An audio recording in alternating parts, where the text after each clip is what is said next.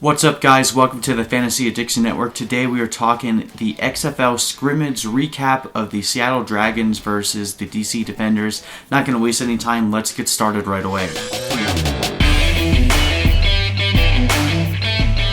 Alright, guys, so we are recapping the scrimmage preseason game that took place on Monday, and the final score in this one had DC winning 21 to Seattle, scoring 16 points.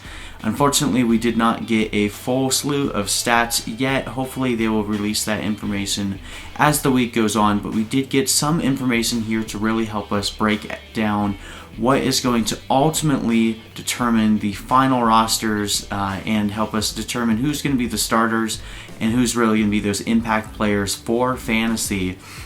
Now, this is the final preseason game that is leading up to the regular season. Then on Wednesday, they have the final roster cuts to get those teams down to 52 players apiece. So these games were basically like the last dress rehearsal before the final roster cuts, and then we'll see what happens over the course of the next couple weeks before the season starts. But anyway, let's kind of look here. Like I said, they didn't provide full stats, but they did give some information as to what happened in this game. Now, looking at the DC Defenders, again, they won this game, scoring 21 points. Cardale Jones apparently looked phenomenal in this game. He was perfect through the first half and played pretty much the entire first half, which again indicates that this is definitely his starting job, and the way that he played today, I think he locked that down.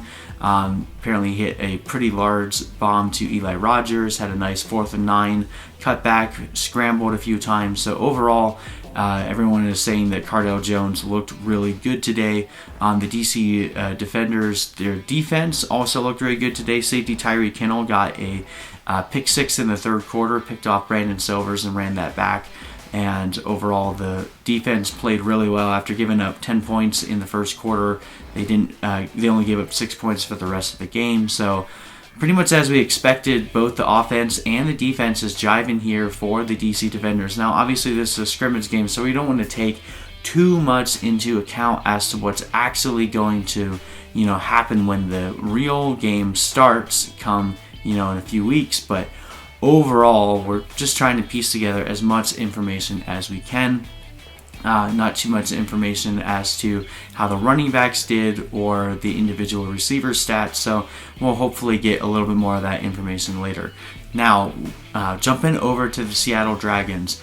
Looking at the quarterback situation, we talked for a while about there being a quarterback controversy there potentially being a quarterback by committee between BJ Daniels and Brandon Silvers. Now, what's interesting is leading up to this week, it was looking more and more like Brandon Silvers was going to end up getting that starting role. But after today's performance and with the way that they split time, it's looking like the Dragons are actually leaning more towards starting BJ Daniels, which from a fantasy angle, I don't think we're going to really experience too much of a difference between the two guys. I'm just a bit surprised because Brandon Silvers played pretty well in the AAF last year, and I thought that he would end up winning this job, but they apparently split time pretty evenly. BJ Daniels led the team to their 2 scoring drives. They had a touchdown and a field goal in the first half, and then near the some point in the third quarter, Brandon Silvers threw a pick 6 that helped the DC Defenders get their 3rd touchdown on the day. So, I believe that's the way that it went. Again, they haven't given us full information, but really, looking at this quarterback situation, if this game holds a lot of weight in Jim Zorn's eyes, while BJ Daniels performed well under pressure while Brandon Silvers is over there throwing pick 6s, that's not going to bode well for the starting position here. So hopefully we will have more news going forward to figure out who is going to actually be the starter here. But we also know that Jaquan Gardner had like a nice 35-yard touchdown run for the Dragons.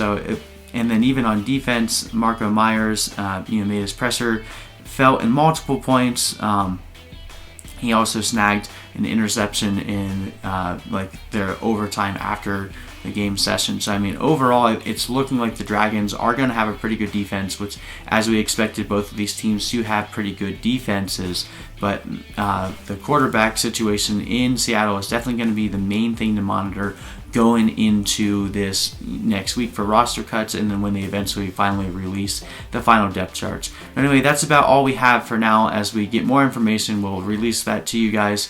But thank you so much for watching. Hope you enjoyed it, and we'll see you in the next video.